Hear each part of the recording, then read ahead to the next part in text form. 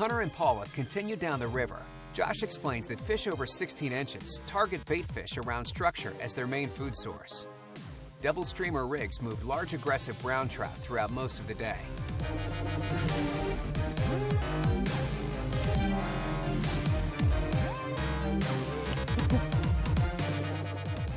Hey, you kept your promise. I asked for another 2 minutes. Good job, bud.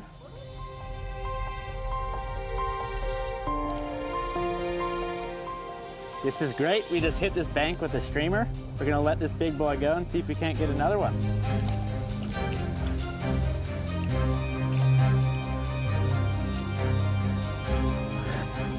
A lot of times in competition.